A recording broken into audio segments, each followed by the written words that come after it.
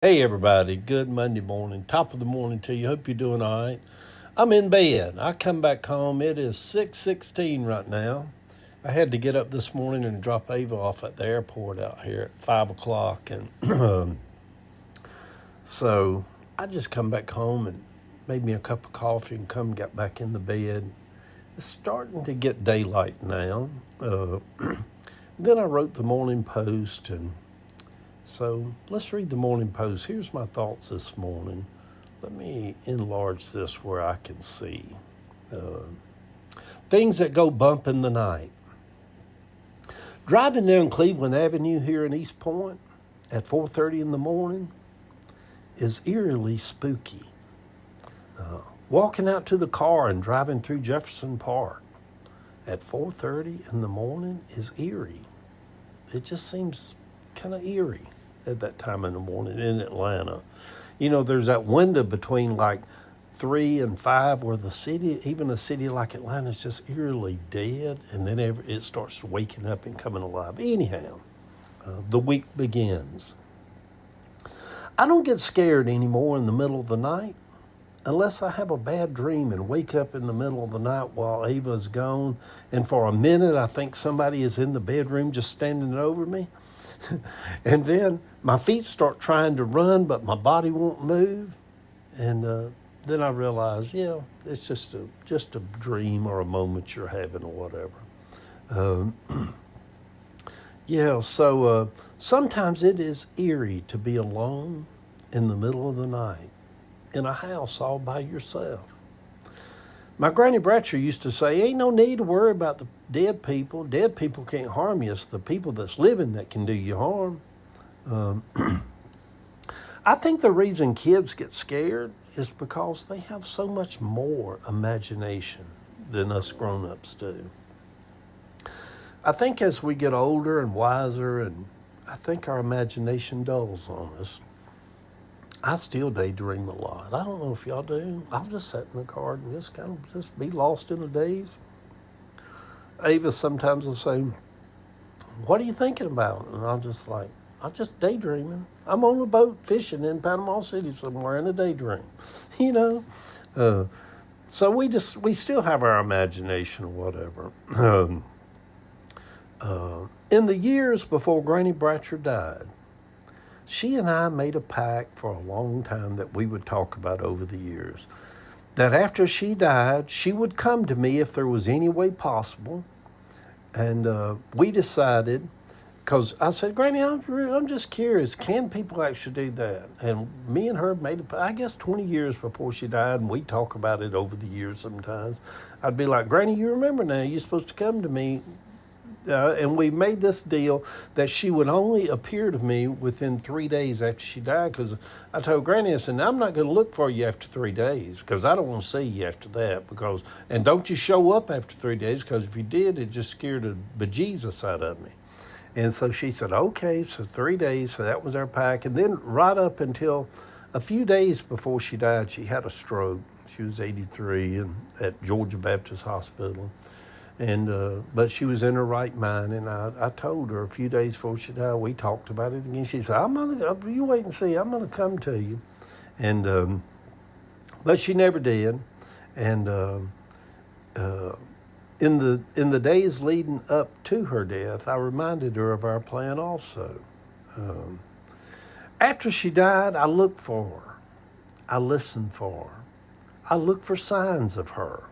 She never came. There were no dreams or visions of her. Then, a few years after she died, a young family member was killed. I was to do the funeral. The afternoon on the day before the funeral, while lying across my bed in the middle of the afternoon in my house in Grant Park, Granny came to me. She said, we heard the shot. I could see it so clearly. It was so vivid. I was in some other dimension, in a trance. This wasn't a dream. This wasn't a hallucination.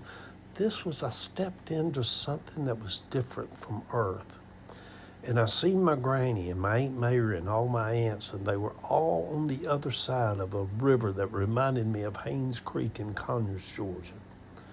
And Granny spoke, and her voice carried across the creek. And she said, "We heard the shot. We all ran to the river." And and then I seen the young family member with them, and Granny said, "She's with us now. She's with us now. She's okay." And it was so surreal. And yeah, so there's that. What do we say about those things? Are those things not real? Are those things in our head? I don't think any of it is supposed to make sense on this side. It is all supposed to be our mystery to carry with us and never figure out. I am looking forward to the week ahead, y'all. I'm looking forward to having a good week. I ponder the other side sometimes. What is it?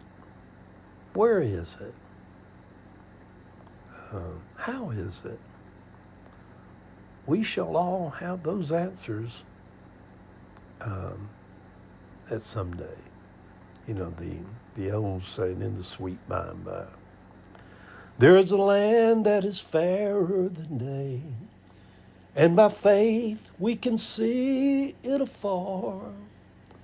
For our Father waits over the way to prepare us a dwelling place there. Don't y'all love Dolly when she sings that? In the sweet by and by, we shall meet on that beautiful shore. In the sweet by and by, we shall meet on that beautiful shore. Sometimes I think I would love to see my brother Joe again, my little baby brother. What a sweet man he was. He loved me so much. Good Lord. I miss being loved by Joe and James and Mama. But I have others now that love me immensely. Savannah and Caleb and Heather and Jill and Ava. And yeah, makes up for it. Good morning, everybody. I need to get up out of this bed and get going now. I might just take to the bed for a spell. I drove back home after dropping Ava off at the airport in the dark of morning. The house already seems a little empty with Ava gone. I don't get scared any longer, but I am 70, y'all know. Wouldn't it be awful if a 70-year-old man said, "Oh, I'm scared. Somebody need to come over here and stay with me." Scared of what? Scared of my shadow.